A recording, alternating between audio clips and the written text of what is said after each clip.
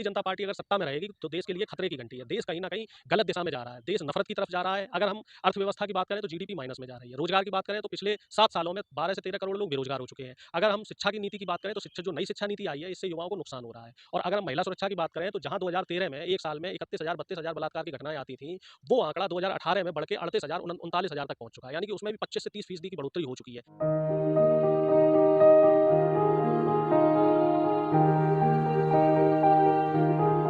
नमस्कार, मैं शाहनवाज। आप देख रहे हैं सोसाइटी न्यूज। आज बात करेंगे उत्तर प्रदेश विधानसभा चुनाव पर।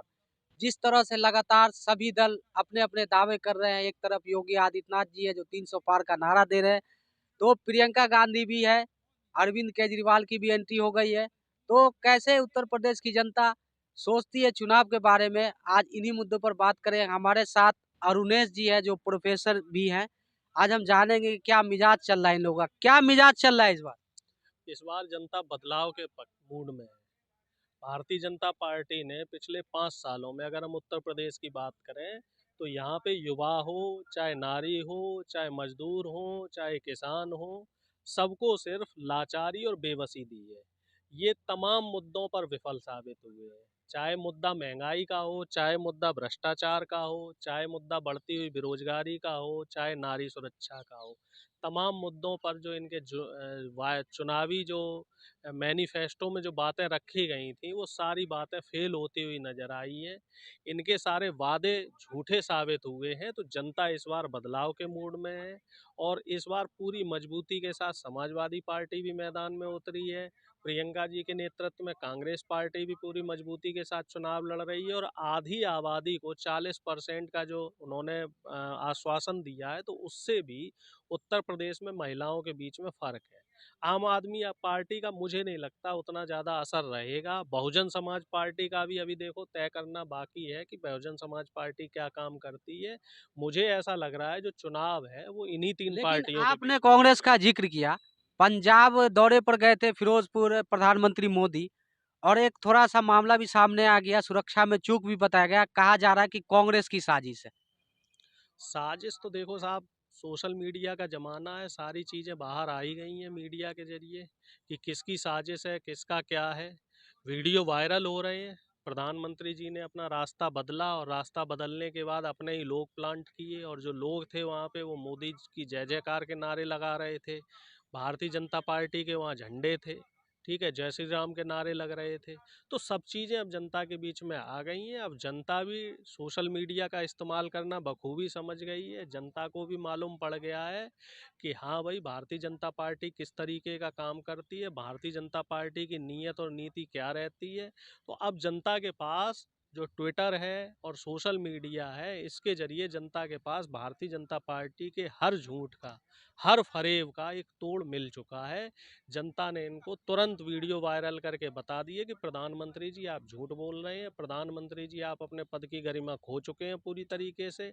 और इनके जो झूठ हैं वो जनता के सामने बिल्कुल आ रहे हैं और जनता इनकी चीज़ों को अच्छी तरीके से समझ रही है। और मेरी प्रधानमंत्री जी को एक मुफ्त में ये सलाह है कि इस बार कहीं भी चुनाव रैलियों में इन्हें जाने की ज़रूरत नहीं है, क्योंकि जनता इन्हें वोट नहीं देगी। जनता के बीच में जो इनकी छवि थी वो छवि धूमिल हो चुकी है। उत्तर प्रदेश में जो है कांग्रेस का, पिछली चुनाव की अगर बात कर ले तो बहुत ही कम सीटें निकली थी, और इस बार जो है प्रियंका गांधी बहुत दौरे भी की है और सभी घटनाओं में जाती रही है। क्या लग रहा है कि कांग्रेस फिर से जो है कामयाबी इस बार हासिल कर पाएगी? भाई देखो, पिछली बार तो ऐसा था, लोगों के बीच में भारतीय जनता पार्टी का भूत था, ठीक है, जो भूत अब उतर चुका है। भारतीय जनता पार्टी के फरेब में जनता फंसी हुई थी, वो फरेब अब पूरी तरीके से खत्म हो चुका है। अब जनता को बदलाव चाहिए, जनता विकल्प देख रही है। प्रियंका गांधी जिस तरीके से, जिस एग्रेसिव राजनीति को कर रही हैं, चाहे वो हाथरस वाली घटना हो, हाथरस वाली घटना में पीड़िता को न्याय दिलाने में उन्होंने पूरा दिन रात एक किया। लखीमपुर खीरी की घटना में वो 6 दिन उसमें रही हैं, गेस्ट हाउस में नज़रबंद रहीं। और इसके अलावा अब जो उन्होंने ना लड़की हूँ लड़ सकती हूँ का नारा दिया और 40% महिलाओं की सीट सुनिश्चित करने का ये कहा है कि महिलाओं को 40% जो है वोट दिए, टिकट दी जा रही है। तो उससे बहुत फ़र्क पड़ रहा है, क्योंकि अब महिलाएं जागरूक हो रही हैं, महिलाएं अपने अधिकार को समझ रही हैं। और जो प्रधानमंत्री का जो प्लस पॉइंट था, बीजेपी का जो प्लस पॉइंट था, वो मोदी जी को नारी पसंद करती थी, महिलाएं पसंद करती थी। तो वो वोट बैंक कहीं ना कहीं अब खिसकता हुआ नजर आ रहा है। वो वोट बैंक अब जनता इनको पसंद नहीं कर रही है। वो वोट स्विफ्ट होगा। वो ये देखने वाली बात है कि क्या कांग्रेस वाकई उस वोट को पूरी तरीके से अपनी तरफ खींच लेगी। अगर कांग्रेस उस वोट को खींचने में सफल रहती है तो मुझे ऐसा लगता है कि एक बहुत बड़ा धड़ा जो है उत्तर प्रदेश का, वो कांग्रेस को वोट देगा, क्योंकि कांग्रेस से हर जाति का और हर वर्ग का लोग काफ़ी सालों से जुड़ा हुआ है। 137-38 साल पुरानी पार्टी है। और भारतीय जनता पार्टी की अगर बात करें तो इनसे सब नाखुश हैं। इनसे ब्राह्मण भी नाखुश हैं, इनसे ओबीसी के लोग भी नाखुश हैं, इनसे एससी एसटी के लोग भी नाखुश हैं, इनसे मुस्लिम भी नाखुश हैं, इनसे सिख भी नाखुश हैं, इनसे ईसाई भी नाखुश हैं। क्योंकि जो माइनॉरिटी के अल्पसंख्यक के लोग हैं, इनको ये टारगेट कर रहे हैं, चाहे वो सिख हों, ईसाई हों या मुस्लिम हों, ये नो हर धर्म के लोगों को टारगेट कर रहे हैं। लेकिन पिछले चुनाव में जैसे अखिलेश यादव और कांग्रेस का गठबंधन था, अब ये भी तो कहा जा रहा है कि ये सभी दल अगर अलग-अलग लड़ेंगे तो भाजपा जीतेगी नहीं, ऐसा फिर नहीं से। है। ऐसा नहीं है। देखो, गठबंधन करके देख लिया है, गठबंधन से बहुत ज़्यादा फर्क नहीं पड़ता है। जो जिस पार्टी को पसंद करता है वो उस पार्टी को वोट देता है। हर आदमी एक विचारधारा से जुड़ा हुआ है। और इस समय मुझे ऐसा लग रहा है कि हम लोग पार्टी से और राजनीति से ऊपर सोचकर, हमें ऊपर हटकर हमें देश के बारे में सोचने की ज़रूरत है। और भारतीय जनता पार्टी अगर सत्ता में रहेगी तो देश के लिए खतरे की घंटी है। देश कहीं ना कहीं गलत दिशा में जा रहा है। देश नफरत की तरफ जा रहा है। अगर हम अर्थव्यवस्था की बात करें तो जीडीपी माइनस में जा रही है। रोजगार की बात करें तो पिछले 7 सालों में 12 से 13 करोड़ लोग बेरोजगार हो चुके हैं। अगर हम शिक्षा की नीति की बात करें तो शिक्षा, जो नई शिक्षा नीति आई है, इससे युवाओं को नुकसान हो रहा है। और अगर हम महिला सुरक्षा की बात करें तो जहां 2013 में एक साल में 31,000 32,000 बलात्कार की घटनाएं आती थीं, वो आंकड़ा 2018 में बढ़ के 38,000 39,000 तक पहुंच चुका है। यानी कि उसमें भी 25 से 30% की बढ़ोतरी हो चुकी है। तो ये तमाम चीज़ें ऐसी हैं। किसानों की अगर हम डबल आय की बात करें, जो मोदी जी ने कहा था, 2022 आ चुका है कि किसानों की आय हम डबल करेंगे। आय डबल करना तो दूर, 2013 में किसानों की प्रति व्यक्ति आय, जो प्रतिदिन की आय थी, वो 46 रुपए थी, जो कि उस दिन समय के हिसाब से बहुत कम है। और अब जब महंगाई का इतनी बढ़ चुकी है, अब उसी किसान की प्रति व्यक्ति आय प्रतिदिन की मात्र 26 रुपए है। यानी कि आय डबल करना तो दूर, आय आपने आधी कर दी है। और महंगाई आप देखो, डीजल पेट्रोल के दाम इतने बढ़ चुके हैं, तो उससे क्या हो रहा है कि महंगाई का जो अतिरिक्त बोझ है आम आदमी पे पड़ रहा है। और आम आदमी उससे परेशान है। लेकिन आम आदमी सवाल ये है त्रस्त है। मेरा कि जिस तरह से ये भी आरोप लग रहा है कि मायावती जो है, दलितों के जो नेता है पिछड़ों की, वो जो है कहा जा रहा है कि बीजेपी के साथ भी जा सकती है। क्या लग रहा है आपको इसमें? भाई देखिए, मायावती जी का कहना के बारे में कुछ कह पाना थोड़ा सा मुश्किल है, क्योंकि उनका मिजाज कब क्या रहता है, उनका अगर ट्रैक रिकॉर्ड देखा जाए तो वो सत्ता के करीब रहना पसंद करती है। पहले भी उनका बीजेपी के साथ गठबंधन रह चुका है। समाजवादी पार्टी के साथ जो गठबंधन था वो भी असफल रहा, टूट गया। कांग्रेस के साथ भी उन्होंने गठबंधन किया था। तो अगर आप ये कह रहे हैं कि बीजेपी के साथ जा सकते हैं, तो इसमें कोई दो राय नहीं है कि बीजेपी के साथ उनका गठबंधन बन सकता है। और बहन जी इस समय जनता के बीच में भी नहीं जा रही हैं, तो जनता के बीच में मुझे नहीं लगता है कि उनके बीजेपी की तरफ जाने से या अकेले चुनाव तो लड़ने बीच से में कोई नहीं बहुत जा बड़ा रही है, फर्क। आखिर कारण क्या हो सकता है नहीं जाने का? सीबीआई का डर है, सीबीआई ईडी का डर है, इनकम टैक्स के छापों का डर है। कांग्रेस के नेता हों या समाजवादी पार्टी के नेता हों, ये नेता जनता के बीच में जा रहे हैं तो भारतीय जनता पार्टी सीबीआई और इनकम टैक्स का दुरुपयोग करके ईडी का इनके नेताओं के ऊपर छापे डलवा रही है।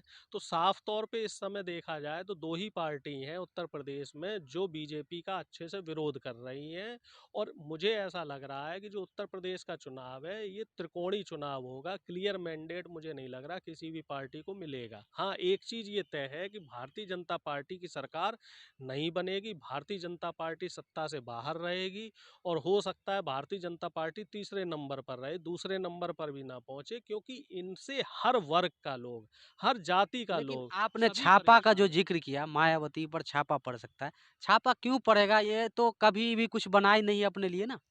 भाई इनके बहुत सारी ऐसी चीज़ें हैं जो राजनीति में कहना उचित नहीं होता है। अगर इनकम टैक्स का डर नहीं होता, छापों का डर नहीं होता, तो बहन जी अभी सड़क पर होती और जिस जुझारूपन के लिए बहन जी जानी जाती थी, तो कहीं न कहीं उनके अंदर वो जुझारूपन की कमी है। जिस तरीके से वो आंदोलन करने के लिए मानी जाती थी, तो पिछले 10 साल से, जब से भारतीय जनता पार्टी की सरकार बनी है, बहन जी ने अपने आप को 4 दीवारी के भीतर कैद कर लिया है। और उनकी जो अब स्पीचेज़ होती हैं, वो भी स्क्रिप्टेड होती हैं। वो उन स्पीच से जो कागज़ उन्हें मिलता है, उससे अलग कुछ नहीं बोलती हैं। अब देखिए, ऐसा है, बहुजन समाज लेकिन की वो ने लगातार ये देखा गया है कि हर चुनाव में दलित जो है मायावती मायावती करती है।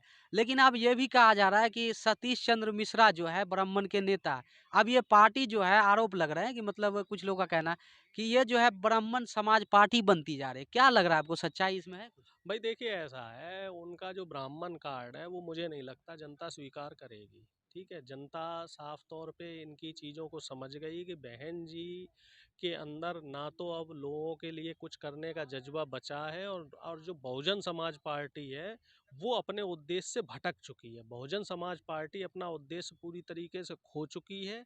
और बहुजन समाज पार्टी, मुझे ऐसा लग रहा है, इस बार चुनाव में चौथे नंबर पर रहेगी, क्योंकि इनके जो नेता हैं, वो जनता के बीच में नहीं जा रहे हैं। जब भाई इनकी जो सुप्रीमो है, वही जनता के बीच में नहीं जा रही हैं, अब अकेले सतीश मिश्रा क्या कर लेंगे? सतीश मिश्रा जनता के नेता नहीं है, वो एक क्लास लीडर हैं। और उनका कोई एक वोट नहीं है, उनका जनता के बीच में कोई जनाधार नहीं है सतीश मिश्रा जी का। जिन नेताओं का जनता के बीच में जनाधार था, वो भारतीय जनता पार्टी में शामिल हो चुके हैं। चाहे वो बाबू सिंह कुशवाहा की बात कर लो, चाहे वो उनके स्वामी प्रसाद मौर्य की बात कर लो, ये लोग अब बहुजन समाज पार्टी में नहीं है। तो वो पार्टी बिल्कुल खत्म हो चुकी है, वो चौथे नंबर पे रहेगी। उनका जो कोर वोटर है, कुछ थोड़ा बहुत, वो उन्हें वोट देगा।